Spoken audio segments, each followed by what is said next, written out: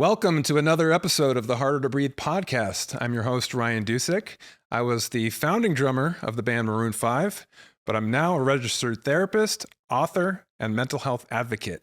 With me, as always, is my co-host, Duck Maillard. How you doing, Duck? I'm good, buddy. I'm loving the shirt. Oh, yes. Giving some island vibes. Well, you know, this was a recent... I had a shopping spree at Tommy Bahama before a trip to Cabo San Lucas. Did they check your ID, make sure you were over 40 before you walked in? It's a requirement, right? It's a rare occasion that you feel, well, that I feel like Tommy Bahama is appropriate and a necessity. But I don't know. It's one of those weird things. I was telling you right before we started recording today that I didn't care about fashion at all for like a decade of my life because I had been in a band in the middle of the pop world and I was the least sort of interested in that aspect of things, the image and the being on trend or being ahead of trends and things like that. And when I left that world, it was kind of like, oh, I don't care about that. I'll just wear my sweats 90% of the time and put on a suit when I have to. Right. But then as I've been recently kind of speaking more and on camera, I was like, oh, it does make a difference the way that you put yourself together. And then every now and then I have to go back into that old world when there's band events or things that I show up for. And then I become self-conscious if I'm not, you know, sort of showing up in the way that is expected in that scene. And so, I don't know, I was going to Cabo, I was going to be with some old friends and stuff. And I'm like, you know what? I can't wear the same swim trunks I've been wearing for the last 10 years. Did you have were they little tiny Speedos really showing off the legs? Not that bad. No. Okay. No, but I just like, you know, I got to get some new threads. Did you have, like when Maroon 5 was at its height and you were doing, obviously when you do videos and stuff, but like, did you have someone styling you for like everyday life, or like they provided you a wardrobe where like, here, this is your image. Here's 50 articles of clothing that you can put together, any combination, and you'll it wasn't cool? Quite to that extent. It was more kind of like, we all had our own style and certain guys in the band were much more into the fashion and that kind of thing. Like I said, I was the least, but at a certain point when we were performing all the time, we were doing lots of photo shoots and lots of video shoots. Mm-hmm. We would have fittings where they would bring things. And then, of course, at a certain point when you have some success, there'd be brands or designers that would want you to wear their stuff. And so I would do all of my shopping at those events. Yeah. Like we're like, oh, we're going to a Levi's store and getting free stuff. And I'd be like, this is going to be my outfits for the next 6 months. And so it would be leftovers, you know, holdovers from video shoots and photo shoots that I would then be like, okay, well, if we're going to be on stage, it wasn't like we were being styled for everything, but I just had that. I had a similar sort of in with my wardrobe as well in shooting commercials. A lot of times they buy tons of clothes and then, you know, you go to a fitting, same thing, you try on a million different outfits and then they settle on the one that you wear on the day. Well, if it's the one that you wear it all day and you're all hot and sweaty and it's gross, sometimes, this doesn't happen as much now, but back then they used to be like, just keep it. You can just keep it. I'd be like, really? Are you sure? And then sometimes you'd be like, I really want these pants, but I don't want to ask. So you'd be like, you'd forget to take them off at the end of the shoot. And then every now and then you get an email from a costume designer, be like, do you have those pants? We really need those back. Right. Oh, and you have to like do the walk of shame. Be like, I'm sorry, I forgot I had them on. But there were a few times when we got fitted with stuff that I was like, this is the nicest suit I've ever worn in my life. And they were like, no. That's Armani. We're not giving that to you. Yeah. And so I was like, It's also a really good indicator because sometimes, you know, no shame to Target. I shop at Target all the time,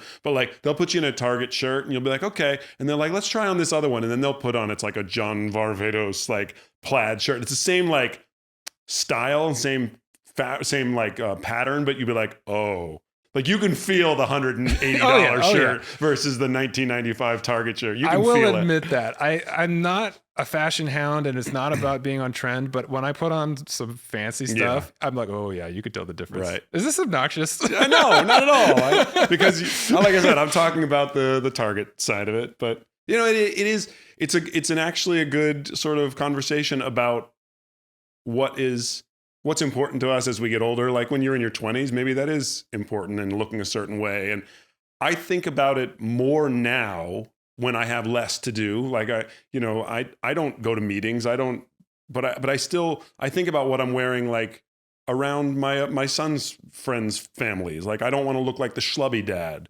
for school pickup. I want to be like, oh, that guy's well put together, you know? Or when I go to an audition or when we film podcasts, like I put some thought into like, okay, these blues and this shoe matches. Like, it's stuff that I didn't think about as much, but yeah, it is interesting that wherever we are in our lives, what priority that takes and why. You know, I don't think it's ego as much as wanting to present an air of like, I got my shit together, you know, and so maybe it is ego. I don't know. Well, there's also, I think that I'm seeing a crossover connection to one of the main themes we talk about in this conversation today with Pooch, about losing yourself in the midst of pursuing a dream or pursuing something in life. For me, it was an interesting thing when I was in the middle of the height of success and fame with Maroon 5. I just thought I was like kind of down to earth, and I was like, I'm not really one of these people. I'm just, I'm a normal guy, and I appreciate the fact that we're taking private jets to events now, and I appreciate the fact that we get free clothes. It, But it was like, I don't expect that. I'm not a spoiled brat. This isn't real life. This is just a moment in time in our life that we happen to be living this weird thing. But then when I left that, and it was like for me, a very harsh break from living that lifestyle to all of a sudden just being sort of bumming around in a 1-bedroom apartment with my girlfriend and not jet setting, not getting free clothes, not all that stuff.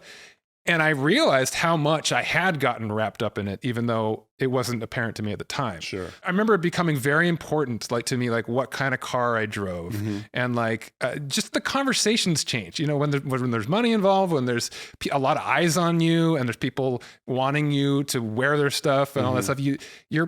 It's impossible, I think, not to be a little bit sort of in a bubble and not have that change your perspective on things. And it wasn't until I was out of it that I could see that had happened. And I think that's part of why I rejected it in the way I did for like a decade, because for me, it was probably defensive now that I'm self. I didn't want to come across as that like douchey rock star guy. Well, also just like, I knew I couldn't live that life anymore. So I was like, I didn't want that anyway. Like that was so superficial. Right. Like, and so I kind of like just rejected it as a way of like, that wasn't my character anyway. And then I realized, but I kind of got into it for a minute. Sure. You know, I liked the nice stuff, and I can see how people get wrapped up in it and how easily you can get carried away with, just the sort of the incidental lifestyle stuff that goes along. And I'm not just talking about at the entertainment business. Yeah. You know, I think that any level of success, whether it's the key to the executive washroom or whatever, right, you're afforded certain privileges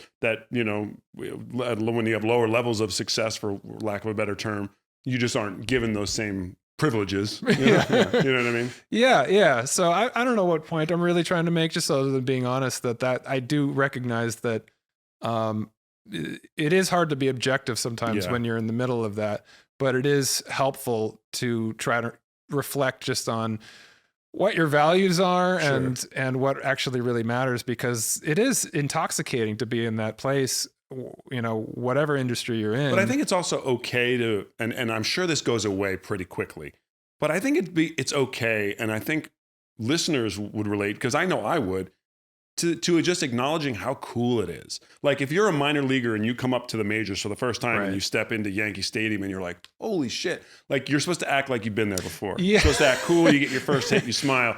The first time you're on a private jet, the first time you play, Staples Center or Crypto or whatever it's called, like you're supposed to act like it's no big deal. But like, I think it's awesome to be like, this is every time I drive onto a studio lot, which doesn't happen that often, but if I get to go on for an audition, or even, fingers crossed, I get to film something on a studio lot, it's literally a dream, because it's like what you imagine Hollywood is like. You drive to Warner Brothers, they check your name. Oh, Mr. Maillard, yes, you're on stage 6 today. And you're like, oh, I get to drive on the lot. And you drive on and everyone's there. They know it's the coolest moment. Yeah. And I don't think I ever want to lose that sense of how cool is this. And I imagine if you do it for 20 years, it's probably second nature. Sure. Tom Cruise doesn't drive on the lot and be like, this is awesome. Like, he's like, I spent more time here than I have at home. Yeah. But, one of the things Pooch says a lot in our interview, which we're about to get to, is, he says, it's okay to acknowledge that you're not okay. Mm-hmm. And I think the flip side of that is also, it's okay to acknowledge when something is really exciting and really cool, and you don't have to play it off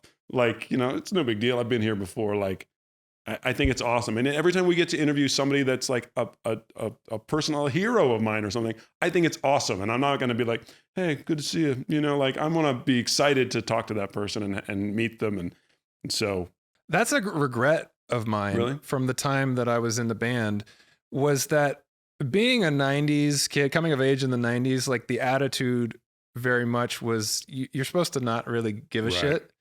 I was like, whatever, I'm too cool for this, and I think that part of it was that, but part of it was also just like not wanting to seem like I didn't belong. Mm-hmm. But I think that I really did try to play it cool and just like unimpressed. Yeah. And even when meeting, people that were heroes and things, it was like, go ahead, drop some names. Come on. No, I'm impress not gonna do No, but you just, and I think that's natural to a certain extent. You have like two options. Either you're gonna like fanboy. You don't want to fan out on people and be like, make them feel awkward. But I did that a couple times. I have stories of both. But for the most part, I wish that I had been just allowed myself to be like overwhelmed with how cool it was. Some of the things we were getting to do and the people we were getting to meet. Because I think to a certain extent, I was kind of like, well, whatever, we belong here. Mm-hmm. And that was just me wanting to feel like I belonged, when in reality, I was like, oh, I don't know what I'm doing here. But there were a couple of moments. Anthony Kiedis is one that leaps to mind. I ran into him in like a stairwell going to or from the bathroom at a party that Madonna threw. See, there you go. Those are the name drops I was looking for. Madonna wasn't even at this party. I don't remember seeing her there, but it was Madonna's her party that she threw that she wanted. But I just like came around a corner and there was Anthony Kiedis and I'd had a few to drink already. I was like, oh my God, man, you're a freaking genius. You're Anthony Kiedis. Yeah. I love you. And he's like, thanks, man. Thanks. And I just like, no, you don't understand. Like, Blood Sugar Sex Magic. I think I saw him out on a Vespa once at a recording studio in Santa Monica when I was recording an Applebee's commercial. So there we go. We both have some Anthony Kiedis experience. There's got to be a sweet spot. There's got to be, for everything, there's a balance point. Yes, for just sweet enough. Just sweet. No, just to when you do get to meet your heroes, or when you have a moment that is just wonderful and you want to relish it, to not be over the top, but also not underplay it. Well, I'm not a photo or an autograph guy, but I am a shared experience. And so specifically for actors who mean a lot to me, if there's a performance that I can point to and be like, hey, I know you're known for this, but this little indie movie that you did, that's the one that resonated with me. And a lot of times those are the conversations that people are like, that's awesome. Like, they're like, really? I love making that movie. I'm so glad somebody got it, and I'm like, yes, I shared a moment with somebody that isn't just, you were great, so. I've got a story that I'll share here. Just because I don't know when else it'll be appropriate to tell this story. And in this conversation, it's something that I thought about putting in the book, but it had no purpose really. Yeah. But it's kind of funny. Okay. So right around the time that we were starting to break, like Harder to Breathe was, I think, in the top 40 at this point. And we're starting to get invited to a lot of big parties and being introduced to cool people. One of the people that was in our circle, but we'd never met up until that point, was Alicia Keys, because she was signed to Clive Davis's record label. She was his first sort of big breakout artist on his new label. And we got invited to some after party. I don't know if it was a Grammy after party or an Oscars after party or something, some swanky mansion up in Bel Air or something. And it was just me and Adam. And the guys from our record label want to introduce us to Alicia Keys. She's there. Finally, we're going to meet her. She was just like a year or two ahead of us. Yeah. Like she was already a big star and we were just kind of coming up. So Adam meets her first and then he kind of calls me over and he does that thing which used to annoy the crap out of me. He's like, this is my drummer. Oh. This is my drummer, right? And I was like, you're a drummer. But so she turns to me and she looks at me and she's got that sultry voice, right? Yeah. She goes, I love the drums. Like that. And I was like, that's an interesting thing to say. I was like, oh yeah, me too. I love the drums too. And then like the conversation kind of went elsewhere and we went separate ways. And then like a few minutes later, I thought to myself, I realized she was saying, I love the drums on your record. Oh, okay. She was like, I love the drums on Songs About Jane. Yeah. And I don't know if it was the way that she said it or just me being overly humble, but it registered as just, I love the drums in general. But now think about your response. I love the drums too. It makes it sound like I love the drums on my album too that I recorded because I am the drummer. Either that or I was just like weird. And either way, I was like I was mortified because I was like, oh, she must have thought I was such a weirdo. Oh yeah, I love the drums too. Well, so I don't know. Again, apropos of nothing. But kind of funny. And here's a great segue because I know that Pooch, our guest today, has had similar experiences having worked with some of his heroes, worked with Spike Lee, and has worked with, he talks about his work with John Voight on Ray Donovan, Liev Schreiber, things like that. So I get the sense that Pooch took the time to acknowledge how cool those moments were for him. Yeah. Because he seems to still have a lot of gratitude for those moments. We talks about them with such reverence and such joy that really comes through in this conversation. He's a great actor. He was a boxer before he was an actor. Yeah, won Very the Golden cool. Gloves, Junior Golden Gloves in Massachusetts. He and I met on a commercial we'll talk a little bit about, but immediately had a lot of success. Was on a show called The Game, which is one of the things he's best known for. Moved from The Game onto Ray Donovan, but just had a really great story of kind of ups and downs, rises and falls and stuff. And we talk a lot about a lot of that stuff today. Yeah, and he's been really open and honest about his struggles with alcohol. And then since he's been in recovery for 5 years now, he's talking a lot about mental health. He's made it a platform for himself. So being of service, it's really commendable to see somebody in his position.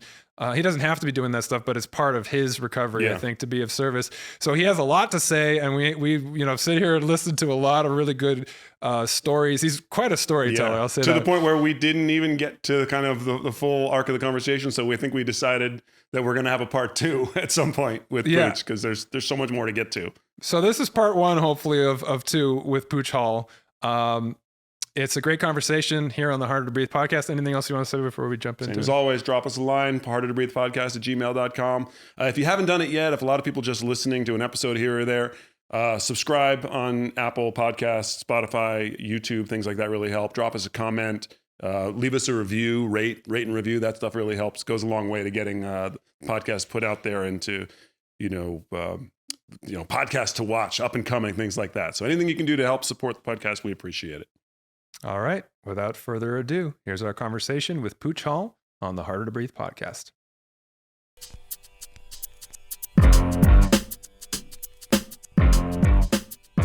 Pooch Hall, welcome to the Harder to Breathe podcast. Ryan and Brian, thanks for having me, gents. How you doing, man? I'm good, man. I'm good. Thank you so much for having me. I know we've been trying to schedule to get in the studio for a minute. But it's not a bad problem to be too busy, right? Yeah. So. But also, also being a family man, as you guys know, it's, you get home and your work doesn't stop. You know what I mean? So, it's always a grind. Even now, I have to get to a doctor's appointment with my son. So, follow up. Which is something that you've always been from the second I met you. Family first. Thank you. Yeah, Thank you. Noticed that. So. Yeah. So you guys have a lot of history. I know that when you were first coming out to LA, Pooch was one of your first friends, right? Yeah. Well, we met back in New York, bro. Stage. Oh, okay. So Brian and I, as well as a good cat actor as well, Sebastian. Yep. So the three of us booked this Ford commercial. Ford Explorer. And we were these car wash dudes, and they checked off every box. The black guy, the Spanish guy, and don't bury the lead. And so the lead was Huggy Bear from car wash movies. From the car wash movie, Antonio Fargas. Where for us, as we're coming up as young actors in New York, like just looking for our breaks, and like that in a sense, I feel was a little milestone that we accomplished. Absolutely. Based off of working with a TV show legend. Yep. And we had, it was a great spot. It was so much fun. We got a great run off that. Yeah. Where, we were featured and we all got our...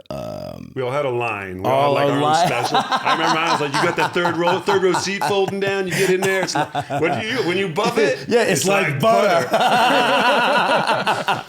You and I have both done 100 commercials in our lives.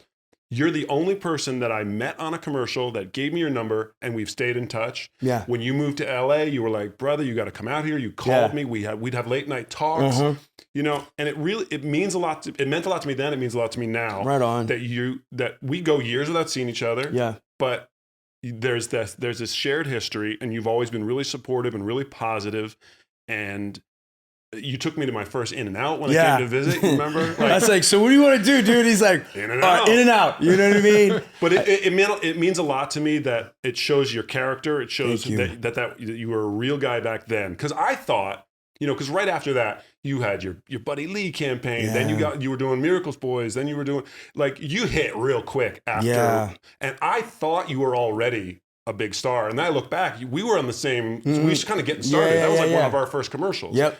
And so to the fact that you were as humble as you were, but also as outgoing and supportive and positive, I was like, this guy's got it all together. You also taught me that black people have different hair cutters. You told me a story about how you went to Supercuts, and you were like, black people don't go to Supercuts. Bro. And I was like, I didn't know that. Honestly, bro. I did not have a lot of experience. You taught me a lot. So I appreciate it. Man, that makes me... You educated him. Yeah, because I'm sure the hairstylist on the commercial maybe wasn't as knowledgeable about black hair. Because you had the Goldilocks, man. I had sideburns down to here. I had like the Caesar. I felt like your hair was much blonder. I think it was much blonder. I was like Clooney and me. No facial hair. You know, well, we're all babies. Yeah. You know, I think Sebastian, goatee, and it says a lot about, you know, who you are to remember those things, but then you give me my flowers, but then also to see you, because what makes me feel great is seeing cats like Brian and Sebastian in things. And I was just like, yes, you know what I mean? And I think sometimes that gets missed, not just in this industry, but in life, where you shout people out, especially if you know them, where, you know, we work in a competitive industry. Yeah. That's you know, without question. Mm-hmm. But there's good competition, because working on Ray Donovan, which Brian also worked on, working with Liev Schreiber and John Voight, we all competed, because the better Liev is, the better I am. The better I am, the better John is. The better John is, the better Paul is. The better Paul is, the better Eddie is, and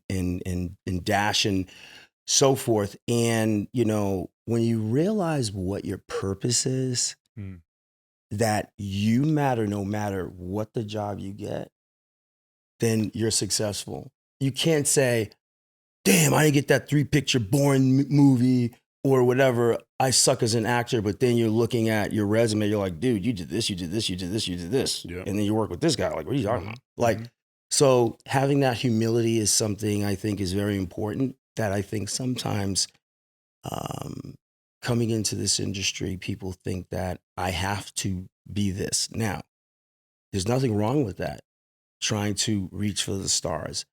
But if you don't reach it, it doesn't mean like you suck or your value's any less. No one can take away what we've experienced, no matter the 3-picture deal, or if you don't have children, or you have 4 children, or you have 2 children. We're exactly where we're supposed to be, in my opinion. Yeah. Mm-hmm. And also the way that you treated me coming up, and the way that, you know, you talk about Ray Donovan, you talk about like Liev being number 1 on the call sheet. The way he treats everybody trickles down. Facts. And the opposite is true. The way you treated me when we were nobodies trickled up, and I still remember it. And it's a testament to why we're still connected and why you're here. Yeah, bro. So I agree with everything you're saying. Thank you, Bubby. I appreciate you. I love that you use the word purpose. Mm-hmm. Did you always have a sense as to what purpose was for you, or is that something you had to discover somewhere along the line? As far as myself having purpose, I think it started with my parents and my upbringing. There's a saying that my dad always used to say. He goes, "You're my horse if you never win a race." And I'm going to tattoo it on myself at some point. My dad just recently passed away. It's it's been about a month now. I'm sorry. It's okay. I mean, it's part of life. My mother, I lost my mom out here. So my son's 50. My mom's been gone about like 15 years now, because she had passed away when my son had just, I think Jordan was being born, or he was like ready to pop. But, you know, I lost my mom. And one of the things that I see nowadays, guys, with, because I'm in the world where there's children based off of all my boys playing basketball, my daughter at a high level, at too. a high level. I'm seeing your son shine. Yeah, thank you, bro. You know, my little guy, my daughter who's in theater, and all little friends, and then my oldest daughter who was born developmentally delayed, and I get to see all facets based off of like the generations. And the one thing I can honestly say about my dad was he made it a point to let me know from the beginning that I mattered and that my value was high, to know that no matter what the situation is, you as a human being or as a commodity matter no matter what people think or say. And that was drilled in me. It's like I'm constantly quoting my dad in, you know, interviews, like, make sure you put your best foot forward. And my dad was also military. He was very strict, but he was fair. Okay. And he was huge on being kind, class, respect, and manners. And it just was part of who I was. So as I'm living my life and growing up, it wasn't something that I was trying to, let me make sure just be kind. So I think the purpose, in my opinion, and I'm only speaking from my experience, boys, is that you have to know that you matter, and where you are in life and all the gifts and so forth, in my opinion, because I'm also a sober brother, is you be of service, but you give it away. It's not yours to keep. It's not yours. It's like here. Because if you make it to a place where you're like, whoa, man, I feel great. And then, you know, you may see somebody who may be having a bad day or like grumpy or whatever, because here's the thing. The reality of it is that we were born with our gifts and talents, and we go through life trying to be the best human that we can be. Yes, we have needs and wants, but as soon as you lose yourself, as I did in this industry, which also is happening within life, you lose your purpose, and then now you find yourself trying to be someone that you think that they want, getting involved in stuff that, you know, dude, that's what are you doing? You know what I mean? But you don't see it, and then all of a sudden you're hanging around or affiliating with people who don't make you better, and or are part of a darkness that you know is dark, but I think I got to hang out with them because I'm trying to get over there, but not realizing there's probably 5 paths to get to that place. But this one may seem like the fastest one. Yeah. You see what I'm saying? And they seem cool. You know, I'm just gonna like hang out a little bit, but I'm such a dope actor and what have you. That's what's going to get me to the whatchamacallit. And if you get caught up and you all of a sudden find yourself without your feet on the ground, and I tend to compare it to a Spike Lee shot. There's one of Spike's. I know exactly what you're about to say. Spike has a signature shot where he's got, you know, 2 actors, and he explained it to me what it is. I said, Spike, how do you do that? What's the deal with that? And it's a floating shot, meaning, say Brian and I were in a scene and the camera's on us, we're on a dolly. We're sitting on a dolly, and the dolly's pulling us, and me and Brian are sitting having a conversation as if we were walking.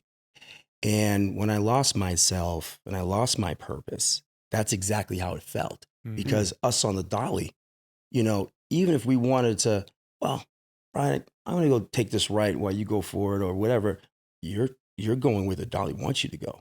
And you're like sitting here going, no, but I want to go. And then you find yourself, all right, fine, I'll just keep going this way. You know what I'm saying? Huge shout out, 2 guys in my life that I love, and I hold them in high regard.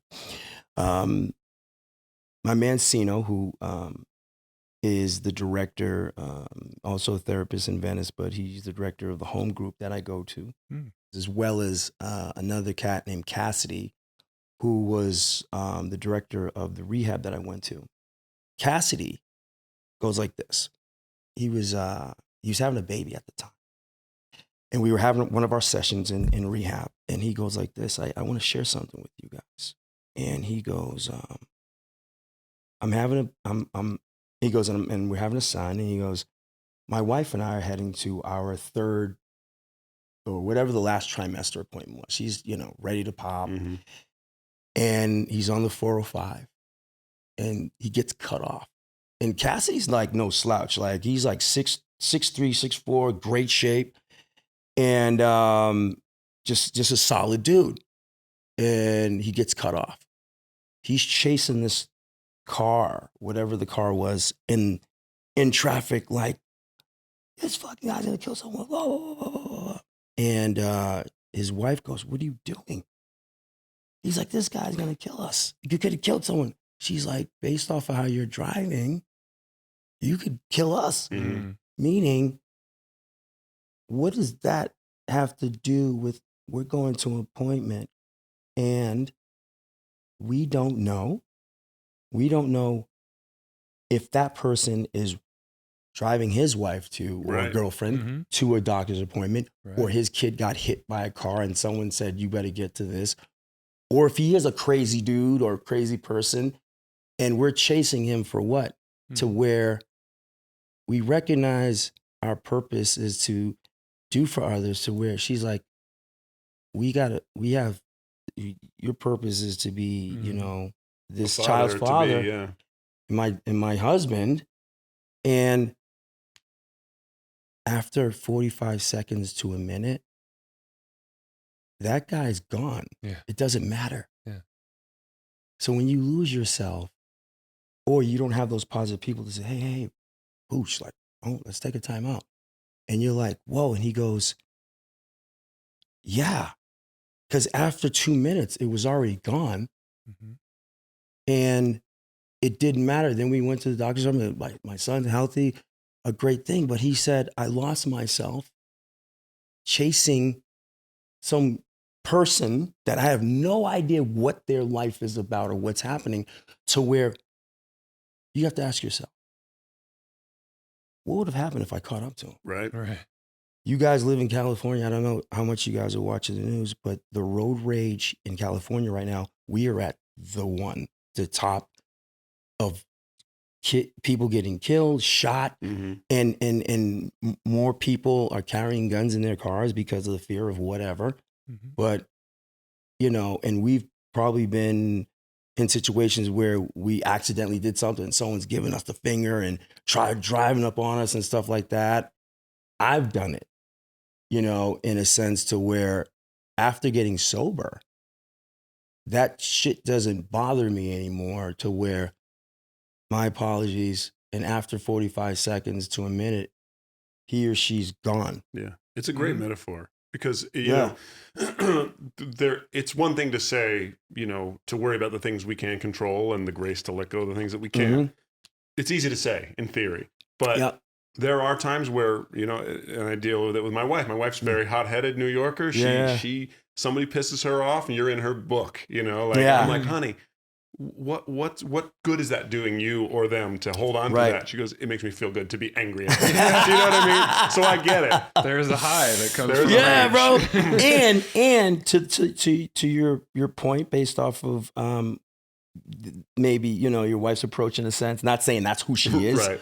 No, it is. But one thing that I learned in rehab and getting sober and going through my journey is you embrace all feelings. Mm-hmm. People think that, and I don't want to speak for all actors, but I know a lot of them. I'm in some rooms with some heavy hitters, and you embrace all feelings. And like I said, and I stress this, it's okay to not be okay. Mm-hmm. It's not always to where we have to be this guy, because that's not reality. You know what I mean? If you don't get enough sleep, you get cranky. You haven't eaten. You get, as we're saying now, hangry or what have you, or, your blood sugar or whatever, blah, blah, blah, blah, blah. So you embrace all feelings to where we say, when we have our meetings and say, we do our check-ins, and then I'm saying, Ryan, I'm fucking angry today. Mm-hmm. I'm fucking pissed because of X, Y, Z. Mm-hmm. I took my car in just to get an oil change. Next thing you know, they say, well, you need a whole new fucking engine. Yeah. What the fuck? I got to pay my kids' tuition. SAG dues are due, or I'm trying to save up to go on a trip or whatever the case may be. And then it's just like, holy shit. Like you recognize that we're human, that we all go through different feelings, to where it's like, I'm feeling upset, or I'm down, or what have you. But when you keep it in is where we make the mistake, because especially as men, we feel like we can't let them see us cry. We can't let them see us sweat. We got to be in control all the time. We got to be the man. We also can't go the other way. We can't lose control We and can't. rage. Oh, dude. So we as men and as fathers, as husbands, and what have you, or even if you don't have those titles, it's supposed to be sometimes people's expectation of what they feel men, alpha men or whatever it should be. And, I just feel men sometimes don't tap into that vulnerability, and it's okay, without seeming like you're soft or feminine or what have you. Tapping in your vulnerability has nothing to do with those things, other than you might not be having a good day, or you're sad, or, hey, guess what? My dad just died. Yeah. And it hurts. Mm-hmm. You know what I mean? And so I think that I thought I knew myself, and, even with the success of all the things that I've accomplished throughout my life, up until the point where all of a sudden I lost myself. And after getting sober, I was like, holy shit, there I am. Mm. I decided to do something where it made me happy, and something that I wanted to get out on my experience, but I did it in a way to where I created my Rocky project or vehicle. Yeah. And a lot of it, touches on, some of the things that happen in being famous, and some of the things that happen out there that people have no idea. Mm-hmm. And with that being said, I'll give you an example, right? It's a sports project, but you'll have, and trust me, people will ask me about characters, like, why would you do that? Like, dude, like, what the hell? Like, some people can't take you from a character. They think you're that person. Mm-hmm. So it's the same thing with a sports person. And it's the same as with the guy on the 405. Facts. Yes, bro. I want to ask you about that, but first I want to pose Ryan a question, because I was curious about it from a professional standpoint. When someone comes to you with, I'm having a terrible day, I'm angry, or this guy pissed me off on the 405, do you, as a therapist, want them to lean into that and embrace that and say it's okay to not be okay? Or do you feel your job is to talk them down off that ledge and say, what good is chasing the guy on the 405? Let's calm down. Let's get to the root of it. I would assume it's unique for every person, but. Well, it depends. It does depend on the client, because for some people, anger, as we were kind of discussing, is a coping mechanism, right? And it is almost an addiction, rageaholism, right? Mm-hmm. You get angry because it feels powerful, as opposed to the vulnerable feeling underneath the anger, which is fear or pain or something that you're scared of. Anger can be something that becomes toxic in certain people's lives, because they're going to it as a way to try to escape dealing with what they're actually feeling underneath the anger. For other people, they're blocked and they can't experience real anger because their coping style is to not be big, is to be as small as possible and not take up too much space. And then they end up suppressing. That's scary. That's scary. That one's scary. Yeah, that one's scary, bro. The quiet killer, bro. And thank you for that, Ryan. That's a great question, Brian. In the industry, I went through this depression, dark place, and you're having this success, and then I've got this success, this casting director, this director, renowned, is saying these, you're this, you're that, we've done this, and I've proved it. And his word should matter. But then I meet you, and you don't even see me. But then you cast this person, right, who's a complete sociopathic, narcissistic nightmare. And I couldn't understand it to where, why? And yeah, he's a good actor, because actually I would watch a person and be like, dude, I love his work. But then off the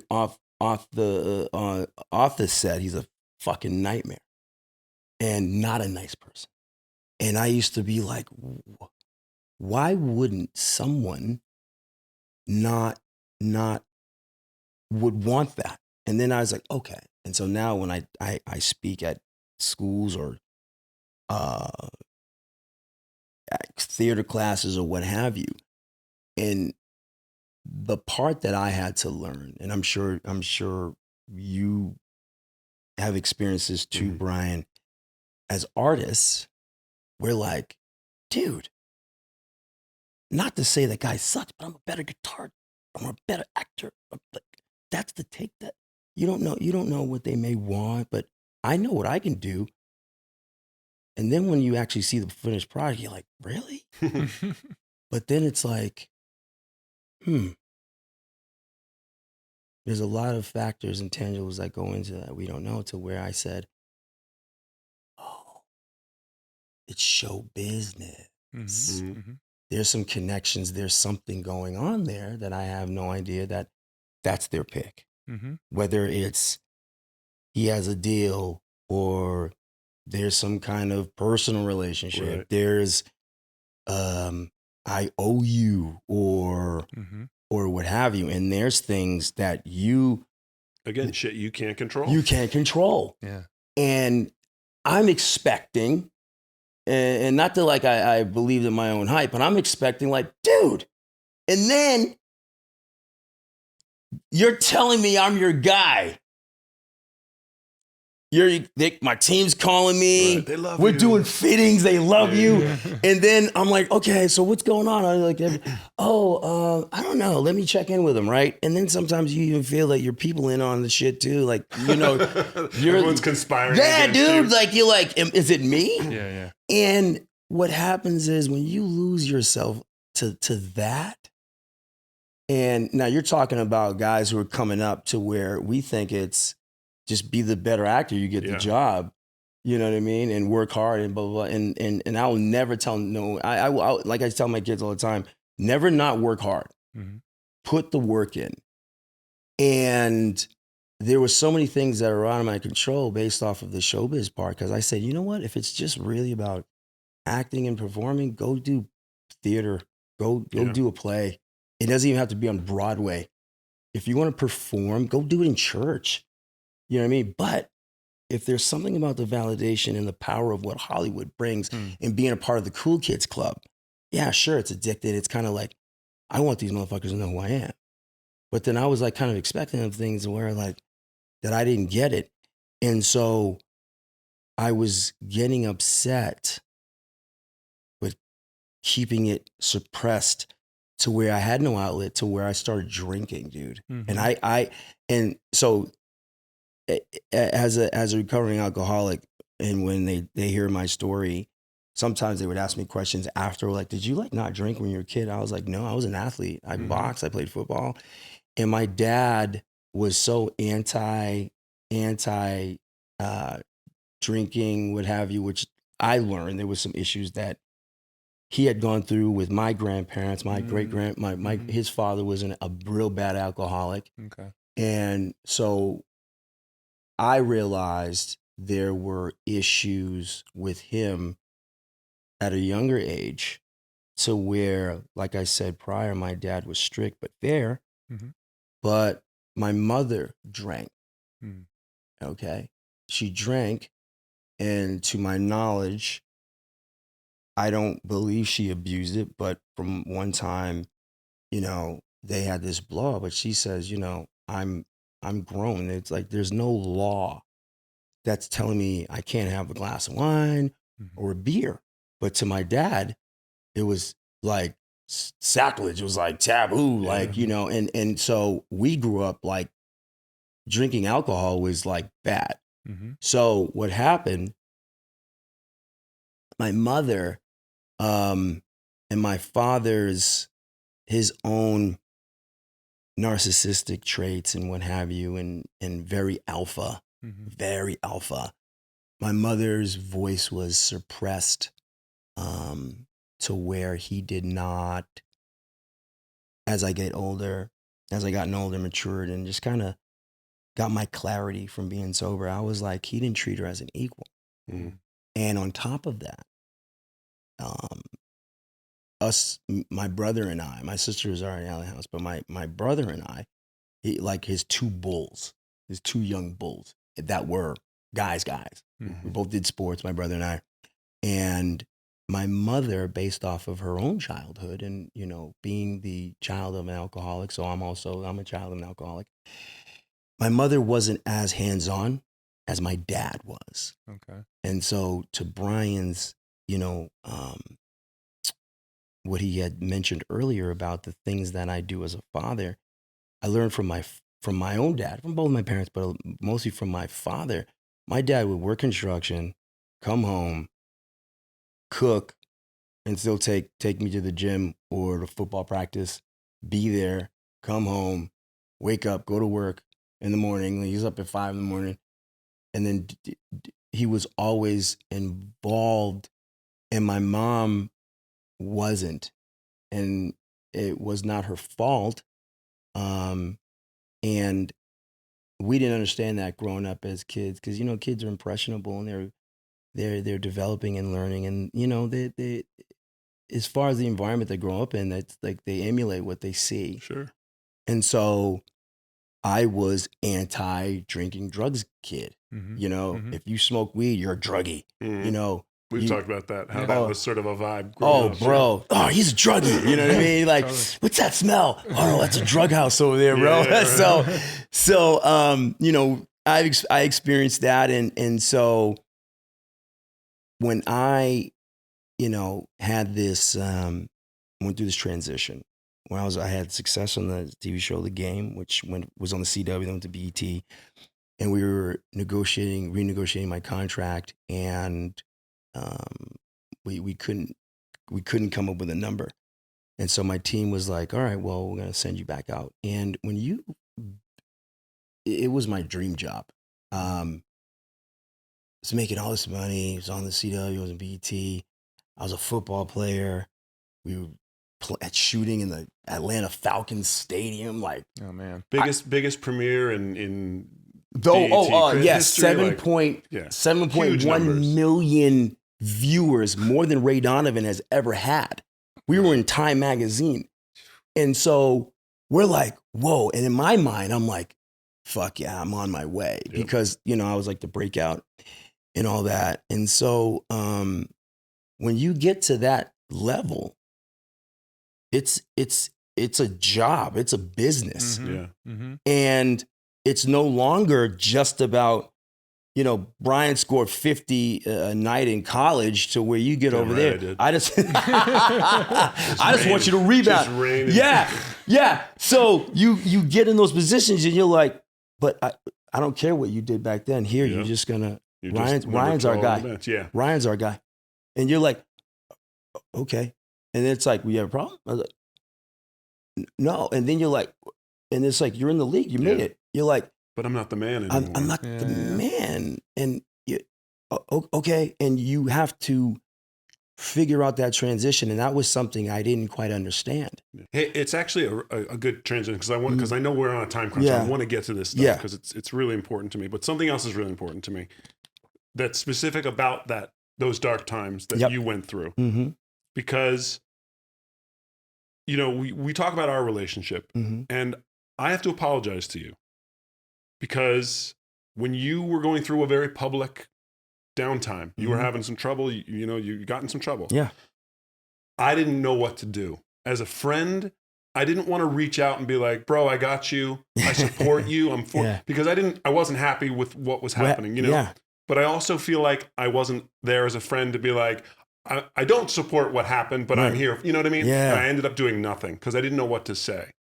And I apologize to you for that now, for not being unconditional as a friend. You know, not, like I said, just not knowing what to do in that moment. And I think I'm a little bit more evolved now where I know I could have just said, hey, I'm here. Yeah.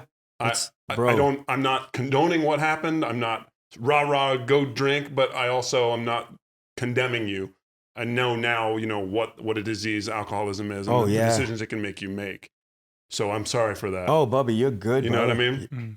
Thank you for that, man. But let me ask you now. So now that you're on the outside looking in on those moments, what was the instigating moment that kind of really let you down that path? And then I want to know what the turning point was. Okay. Where you go, I can find my way out of this and I don't need to be what everyone thinks I need to be. I'm going to be of service. I'm going to find my purpose. So, and again, Brian, I really, really appreciate that because, you know, it's not easy as men to apologize and to just be honest in even in the situation that had happened, to not have judgment and because like I said, when I couldn't look at myself in the mirror, I hated myself.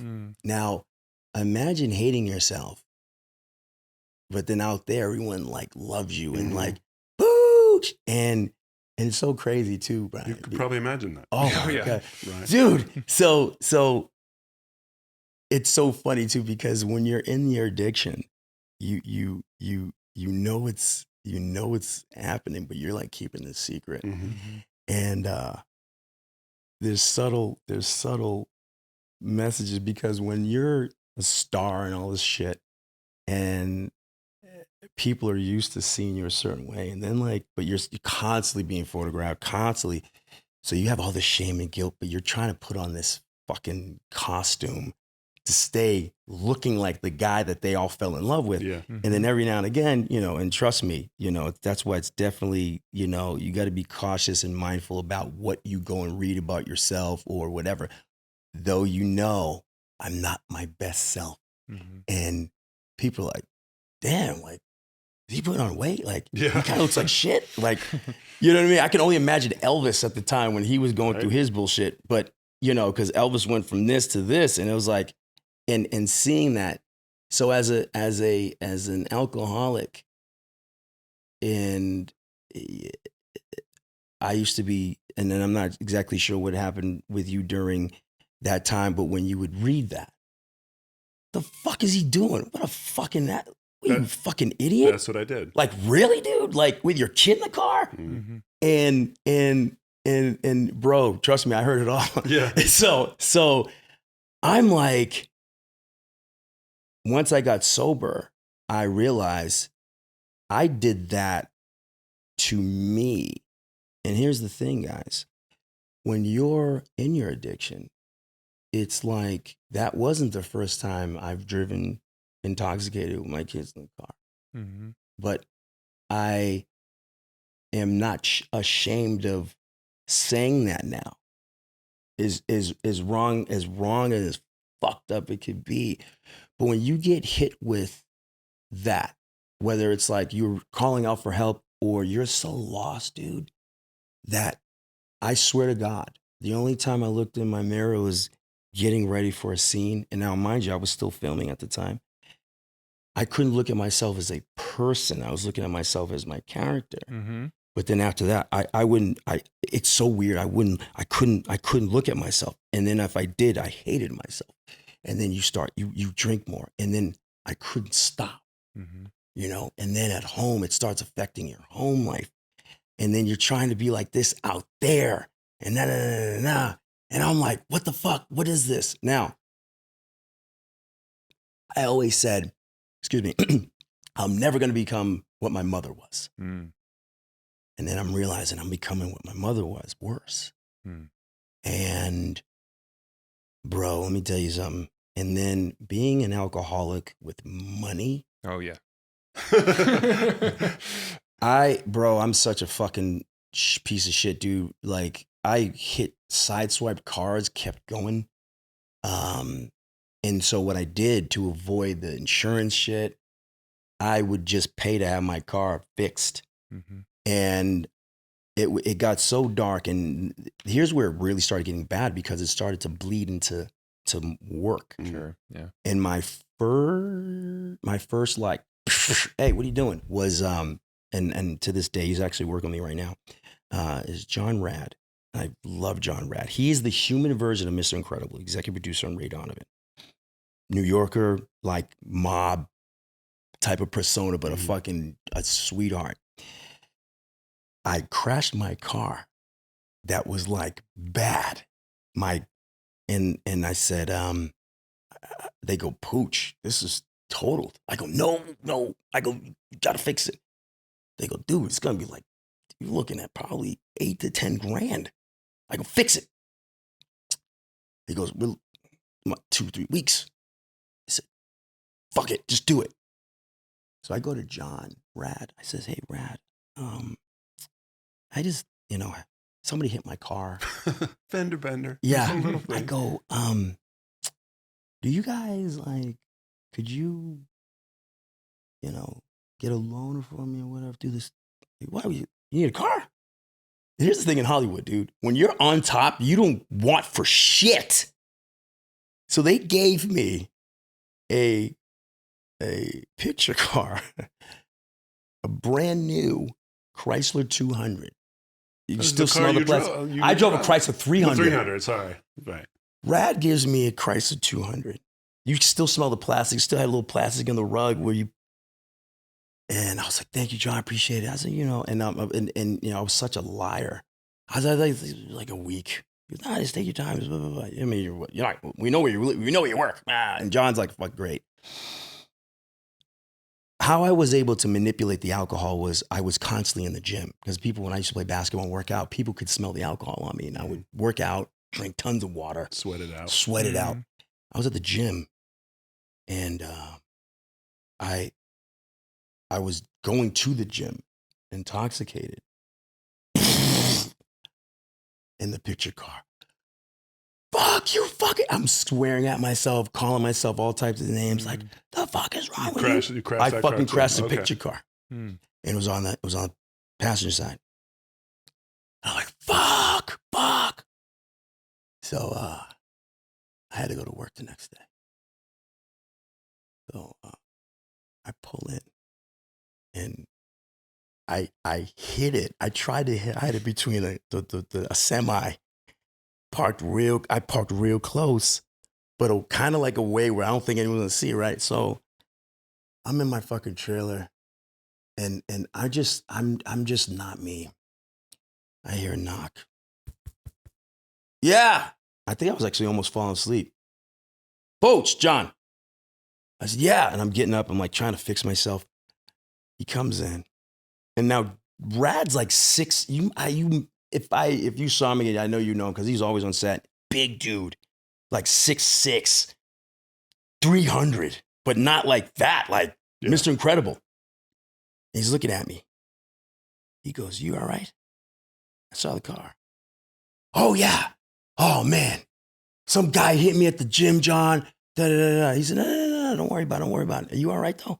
I go, yeah, man. I said, I was about to put it in the shop, but I had to work today, but I'm going to take care of it. He goes, no. He goes, we got it. Don't you worry about it. He goes, but I got to take the car. I said, no, I know. He said, we'll get you a car to go home tonight, though. I'll send for car service. Okay. I said, oh, John, I'm so sorry, man. I was just like, dude, I think I know what I'm fucking lying, dude. And he's looking at me like he's looking at his son. And he said, no, don't worry about it. You got the keys. I said, and he takes the keys. And you can, at the time I remember he had this, love that dude. He's like, you all right though? If you can talk to me, then I go, no. I'm like, yeah, I'm cool. And you have so much shame and guilt. Take the car. Another time. So I get my car back. I was like, I get my fucking shit together. And I pulled back a little bit on the alcohol. But I started drinking wine. Before it was hard shit. I was just kind of having wine. So one day, we have a night shoot in Glendale. And I go to the gym in the morning, and call time's 4. Because you know when you shoot at night, they usually have late call times. Yeah. So I finished round two. And then on my way to Glendale, there used to be a Boston Market in Burbank. Yeah, right by the Bob's Big Boy. Yeah, bro. Yeah, so I stopped over there. Next to him is another little liquor store market. So I would go in, order my food while they're hooking it up. And at this point in time, because these are all like my little spots, everyone, Pooch, ah. So I go in the liquor store and I get a 5th of Ciroc. And I'm sitting there, I'm feeling good. Sat a fucking hooped and feel good, I'm about to work tonight. But meanwhile, at this point in time, the alcohol was in my system. And what I mean by that is I sat and it was hot. It was so hot, Brian, this day. And I get the 5th and I'm listening to ESPN and I'm drinking the 5th. So the 5th, it's like this. I literally take it to half. And there was some specific story on ESPN. So I go in and get my food. I'm sitting in the thing. I'm listening to ESPN. The AC's going, sipping a little bit. I black out. Like, no, I don't know. For the people who are familiar with blackouts, you don't know when they come on. You just wake up like, the fuck, where am I? It's so scary. It's so fucking scary. That's how you know when I said alcohol's in you. You're in rough shape. Yeah. That alcohol, that monkey's got you. I got you, motherfucker.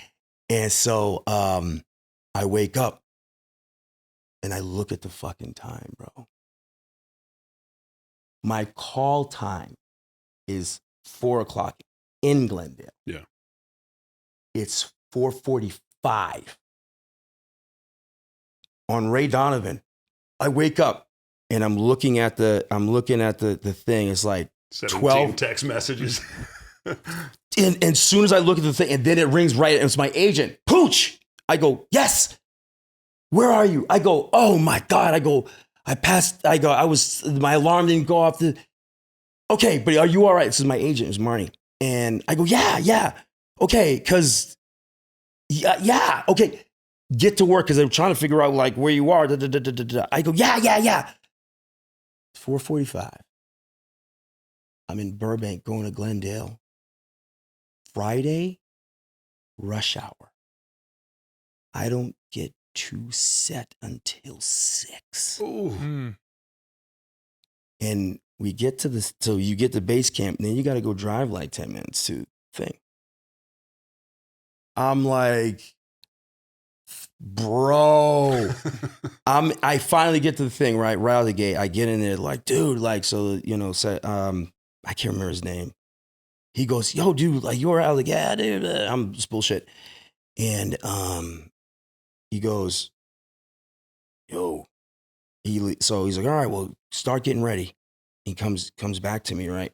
And then I have like the nerve to say, yeah, is breakfast still away? I had some stupid shit. I said some stupid shit. I was hungry, even though I had food in the car, and I didn't eat it. I was just racing here. I was fucking, because I was starving. That's why I stopped at Boston Market. Right. And he comes to me, he goes, nah, dude, like, bro, we got to grab something at Crafty at the thing. And he comes and he hands me, bro, you smell like fucking, like I can't remember. He goes, you smell like a booze hound or something. Something he said. And I spit it out. I go, really? He goes, yeah, we were at a bar. I go, nah, man. Like just last night. He's like, okay. Dude, I get to set. And it was this day that John Voight, who I love to this day, he's my dad away from my dad. I don't even call him John. I call him Papa John. He does not say a word to me. I'm trying to make conversation. Yeah. He's like, yeah. Mm-hmm. The only time we talked was in the scene. And it just so worked that I was disheveled and just like, because it was a huge night, I killed this FBI agent, all this bullshit. So it works. It works for Ray Donovan. So we wrap like 4 a.m. And I'm just like,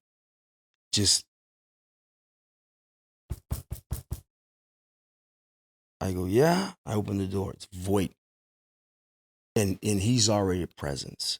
This guy comes into my trailer, slams the door. What's going on with you? He said, whatever this shit that you're doing or what's going on with you, it ends tonight. And he said, you're fucking up, Pooch. He said, you are one of the most talented people I've ever worked with, and you're fucking up. And I felt, first of all, I really felt like his son. Yeah. But then I felt like a fucking complete fucking zero. And it was the first of the reality of I'm about to lose all this shit. And he tore into me, like my eyes welled up, and I went home and I slept it off, like when, whatever, did my day. So Saturday with the kids and all that. So I called Marnie and I said, yeah, I've been drinking. And she says, okay. Yeah, because this is not like you, Pooch. And then all of a sudden you start hearing that stuff. And you're not quite identifying as an alcoholic. You know that, I had a hiccup here. And so she said, okay, I'm going to set you up with, rehab, blah, blah, blah. But it was outpatient. So it was almost like a Band-Aid because I haven't fully embraced the fact that I was an alcoholic, or even I was ignorant to the disease of alcoholism. Yeah. And because what happens for actors or entertainers who have some success or moderate success, until you're able to fully embrace it, to know how dangerous it is when you cross that line, you're kind of like, I'll chill out. I can handle it. Yeah. I'll throw some money at the thing. I'll do the therapist thing, da, da, da, da. And I did that. I was sober for a minute until, a couple of months later, I was clean. I was clean for a bit. And then, some other trigger stuff happened, and then boom. And then I realized, for people who suffer from addiction, because when I had gotten in trouble with my son driving intoxicated while my son was in the car with me, and then, I got arrested, the whole nine, had to go do rehab. When I saw myself on TMZ and the news, I was like, that's not me, but that's me. Yeah. Holy fucking shit. Where am I? Where did I go? Okay. So once it all happened, it was bad. And it wasn't just like the typical Hollywood DUI actor got drunk and sideswipes a car. I had my child in the car. And what I realized is I put, number one, my baby 2-year-old son in jeopardy. Anyone else who could have been around in the car, what have you, and myself. So it's like, what the fuck are you doing? So that guy who you had, the fuck? That Pooch wanted to fuck me up. I wanted to fight that Pooch. Yeah. So the Pooch that was identifying with Brian and the other people who were like, he shouldn't even have a kid. You know what I mean? I heard it all. I was the never drinking Pooch, sober Pooch, was ready to, like, I wanted to put hands on me the same way. And I thought about it. My mother drove drunk with my brother and his best friend at the time, who I'm still friends with today, Don. My mother was drinking and drove down the wrong side of the street. And my brother was like 10 or something. And I tore into my mom, like, the hell? You know what I mean? Do you consider that, excuse me, that moment to be your rock bottom? I mean, is that like the moment where you were like, it doesn't get any worse than this? My rock bottom was I got arrested and was all types of shit. I'm fucking, oh, no, it didn't happen that day. So I bailed myself out the next morning. I got destroyed. My rock bottom was, and here's the thing, because we're all in the entertainment industry. And as we all know the term, the show must go on. I thought I was done off of Ray Donovan. So it happened on a Wednesday. I usually fly back to New York. I was home for a stint. And whenever I would be home, and then I knew I had to Were you fly filming back. in New York at that point? Yes. Ray Donovan had moved to New York. We moved to New York. I had to be on set Friday. So I was home for a stint. I would fly back Wednesday, settle in Thursday, and then be ready to work Friday. I got destroyed on Wednesday, arrested on Thursday, was on a private jet going back to New York to be on set Friday morning. Just sweep it under the rug, get him back to work. Well, here's the thing. Well, you got to keep in mind, when you get into the AA world, you realize it's almost like this. It's almost like if someone gave you some glasses and then like you see who's an alien. Yeah. You put on the glasses, you're like, AA. And you're like, holy shit, guys, you know what I mean? And I wasn't fully AA there, but my rock bottom happened on the private jet back to New York, where it was me and my sober coach, John Eric, that Showtime set up because I got some brothers in Showtime and, on the show that embraced me, where I was bro. And I realized how blessed I was, Bri, to where I'm on that fucking plane and I just had this emotional dump. Mm-hmm. And I'm sitting there, dude. Everything that you worked for, the things that you have, you're just like, dude. And so I get there, and then all of a sudden the shame and the guilt. I literally was in jail the day before. Yeah. Now I'm on set. And what happened was Sino, because I got hooked up through Sino, through people on my job, through Ray. That's how I know Sino. And so I was at his, sober living. I didn't go home. I did go home after I got bailed out and I got destroyed because I had a full bar in my house. And then so I got destroyed, and then that was my rock bottom on, because I was a mess. Fell asleep. Then we were up at 3 a.m. on a private jet. Like I had to be like, land in New York. Set. Yeah, right away. Yeah. Bro, I'm sitting there like, bro, and then of course it worked out because it happened to be a scene where I was digging this hole to bury bodies and shit.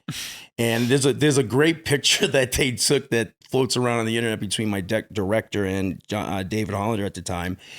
And it's actually, for me, I laugh now because I was like, bro, I was in jail the morning before that. But when you start your journey and recognize yourself as an alcoholic, and that's what I did when I was on the plane. I said, I'm an alcoholic. And you accept it. And from that point on is when your journey continues. And that day was October 5th. October 5th, which is a Friday, was my 2018. That's my sober date. But the accident, which I have tattooed, was October 3rd, okay, in Burbank, that it happened. But that's why I say it's okay to not be okay, guys, because I wasn't okay. Yeah. But I didn't think that I have to be okay, because Hollywood's saying that you have to. Right. These fans are saying that you're okay, even though I was telling so many fucking people, I'm like, not good, guys. The fuck are you bitching about, dude? Like, you're on Ray Donovan. Like, people associate you and your feelings to whatever the success is. That's why I give RDJ, who is a solid motherfucking cat, I love him, always drops gems, where you hear these people's journey and you realize a lot of people outside of it don't understand. So even as you being super pissed with me, and other people were, dude, trust me, they took my phone, right? So I had my phone. So we had to finish shooting Ray. I was on set for like 2 weeks. And my sober coach was right there with me. He was like, stay off your fucking phone. And it was kind of hard not to. But dude, everybody and their mom everything, you piece of shit. Sure. And you just take it. Where it changed for me, guys, when I went back to New York, you do a 90 and 90. So while I'm on set, I was in a meeting or two a day. So even after I finished shooting, we're going to a meeting. And just embracing that, you know, I'm an alcoholic. And I got to tell you, for me, you're like, I just felt like the littlest thing, right? And you wonder, like, when does this thing start? When we start the healing process, when we start to put the work in. You put the work in by identifying you're an alcoholic. I was in a meeting, and this woman tells her story. And she said, my story started when I lost, like, my sobriety started when I lost my son. And so automatically, I'm like, oh, fuck. But he's still with us today, and he's doing great, da-da-da. So she said, I wanted to get so loaded, da-da-da-da-da, that I dropped my friend off. No, I dropped my son off with a friend and said, I got to go do some stuff. Got destroyed, passes out, wakes up to her husband, who's home from work. He's like, hey, honey, what's going on? Like that. Oh my God, yeah, so tired. And I'm hearing her story as like when we make up excuses for the bullshit. And she's like, yeah, so da-da-da-da. And now she starts like, where's Johnny? And she's looking around, and then he goes, yeah, so where's Johnny? Oh, he's in the crib, da-da-da. Oh, he is? Because I didn't see him. Yeah, well, he should be there. Like, did you pick him up? Oh, shit. Bro. The neighbor calls the dad because she wasn't answering her phone to say, hey, can you come get Johnny? I gotta go to work. You know what I mean? So he's like, the fuck? He goes, I don't know. I can't get her. He goes and picks up his son from the neighbor, and she's like, how long has he been there? She's like, all day. So he's like, the fuck? Like, goes home. He tears into her in a sense. She has her breakdown, but she doesn't get sober yet. How she gets sober is, she said, but I didn't get sober. I kept drinking. I was like, you know, da-da-da. So she says one day, and this is in Long Island, because we shot in Nyack. And so she says, I'm in traffic. So when you're an alcoholic or whatever, you're just agitated and you get angry quick. Mm-hmm. She says, I'm going home, and there's a 2-lane lane. She says, I have to get to the light and take a left. So she says, the traffic's not moving fast enough. It's when you're an alcoholic in your addiction, it's always about us. Mm-hmm. It's always about me. You know, fuck what anyone else is doing. It's like, I gotta get home. And so everyone's in traffic, not just you, everyone. We gotta figure out how to deal with it, you know? So she's like, sit in traffic. She's like, the light's not moving fast enough. She said she was like two cars back or something. I'm listening to the story like intently. And so she says, fuck this, I gotta go. She gets out of the lane, busts the left, jumps the traffic. All of a sudden, whoop, whoop, gets pulled over. And the cop gets me, the fuck. And then because she had been drinking. He pulls her over, you've been drinking? No. Gets off, she fails a test. She goes to jail, calls her husband. So he threatened to divorce. They didn't get divorced, but her story, dude, was so crazy. When I cried when she talked about how she lost her son and how it happened, and then how she got pulled over, and they threatened to divorce her. And then she said it wasn't until when she was in the jail, the detox or whatever, she realized, like, I'm a fucking alcoholic. Mm-hmm. And that moment, I was like, there's someone with a worse story than me. She actually didn't know where her son was. Yeah. Bro, and these stories and these shares hit you in different ways. Well, that's why I ask, and because I know we got to get you out of here. And sorry, guys. No, but I'm glad that, you know, it's funny that we talk about the rock bottom, but that's literally also that starting point. Like from that moment, it was an upward trajectory. Yeah. And I like ending on that as a note. I mean, we could talk, there's so many more things I wanted to ask you about. Well, Pooch, I wish we had another hour because I feel like we're halfway through this conversation. Can we do a part 2? Is that a thing? I would love it, gentlemen. I would love it. Let's do it. Yeah, no, I definitely want to do a part 2. Here's the thing with me is sharing my experience so that people know, holy fuck, I'm going through that, or I felt like that, but I didn't know how to go about it as far as telling someone. The thing about it is, not everyone's going to understand. And being a public, like, that's why I give Robert so much credit. Like, Robert was here. And then all of a sudden, you have so many like enablers and everyone like.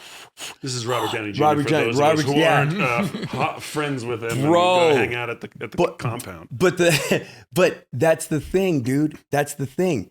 He's at the pinnacle. And bro, I mean, we all remember, the guy's got a famous mugshot and going through this stuff to where everyone's judging you. And I felt what that felt like, dude. And no one knew what I was going through, including myself, until when you come out of it, like Brian said, that trajectory up, which we'll definitely hit on that trajectory up. Yeah. And where, because at that point in time, that's all if you choose to,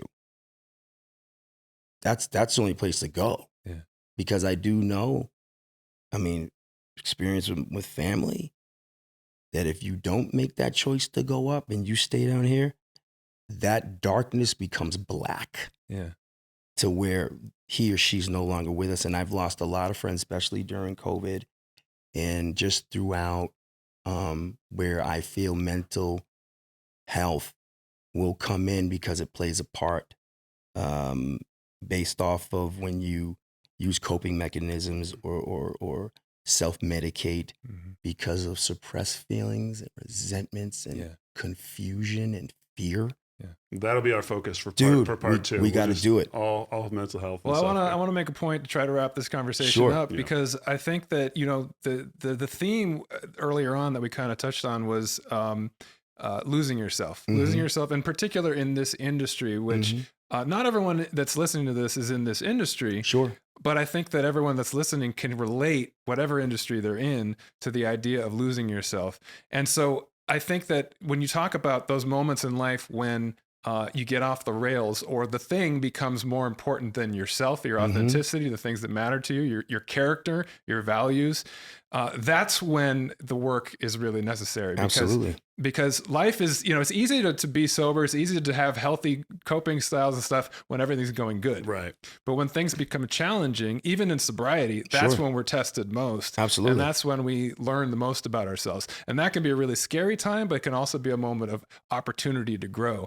And so, to see everything that you went through in struggling through your demons, to be on the other side of it now, and to be a father who's, present, an actor who's taking his craft seriously and has purpose in your life. That theme that we hit on first, that is the part that is so elusive for a lot of people. They get wrapped up in making the money, having the fame, doing the thing, getting higher in the corporate gig, whatever it is. Having that purpose, having that connection to what matters to you is what's so important. And so thank you so much for sharing your story, or at least the first half of it. The first half. Yes, Ryan. With the success, I was doing well. Yeah. Imagine the people who aren't doing well and don't have the answers or the finances, the money to throw at it, like you said, and are like turning inward or projecting and not having that, how can I put it, a safe space or an understanding space, to where all of a sudden they lose their self and don't know how to get back and or don't know how to ask the question. Right. So we literally had to like kick Pooch out because he just, man, the guy could talk. I've never seen someone who needed to leave more but still wanted to make a point. So I literally pushed him out the door. It's great though. He has so much to say, and I appreciate his willingness to say all of it. There were more points to make, and I hope that when we get to part 2 of this, that we can kind of really get to the core takeaways of this. If we didn't today, maybe we did, right? But there's a lot more to mine there. Well, he has a new chapter of his life of doing a lot of things that we're doing, you know, and he's speaking, doing a lot of public appearances, and really championing. He talked about it a little bit at the beginning. Men sharing feelings and being vulnerable and being able to say, I'm not okay. And, you know, so I think that's really important to get to. So that's what I really want to get into in part 2, whenever that may be. Yeah. No, but I think there's a lot of, I've related so much to so much he was talking about, and I wanted to kind of bond with him over it, but he had so much to share of his own story that I didn't want to step on it with my story. Well, when I was not wrong. Yeah, exactly. No, but there was a lot of parallels of the things that he was saying, or things that I experienced, you know, having been a drinker later, because I was similar in terms of being an athlete as a kid growing up. I was anti-alcohol and drugs. As a musician, it was, you know, we were hustling. We were trying to make things happen. It wasn't until I got lost, you know, in the course of that career and the difficulties that come with success, right? That later alcohol became an issue for me. And it sounds there's a lot of parallels there. And then just in terms of reaching that rock bottom and all the things he described, just really were familiar to me in terms of what alcoholism really looks like. Telling those lies and, you know, and just the rationalizing yourself. And just those, So, I mean, there's so much there that I want to continue to talk to him about, but I think that for now, like I was saying at the end there, I think that anyone can relate to losing yourself in something when you get away from, you know, where your real character is, where your values are. But there's a way back from it is the point. And that's what I want to get to in part 2 is how do you get back from that place? How do you get to a place where you find yourself again? You find that purpose, you know what your values are. And then the other question I wanted to ask him, which make a note of this for next time, it's easy to do that when things are going well. Sure. But he just lost his father. Yeah. And you know, he has a real challenging, you know, he has a special needs kid. He's got a lot of things in life that are challenging. What do you do to know that when times get rough, that you're not going to fall back into those old habits? And when those times do get rough, what do you do in those moments? What kicks in? What are those skills that you've learned, those coping mechanisms that are healthy modalities? Exactly. Yeah. So these are themes that we've hit on before, but what a great subject to really dive into. And I think it's a great, I mean, it's fortuitous that he had to literally run out of the studio because it leaves us at a cliffhanger of like, now we get to wonder about the answers to all those things in part 2. So absolutely. So stay tuned to the Harder to Breathe podcast. Another great conversation and more to come. Every Tuesday we drop new episodes. So tune in. We'll see you very soon next time on the Harder to Breathe podcast.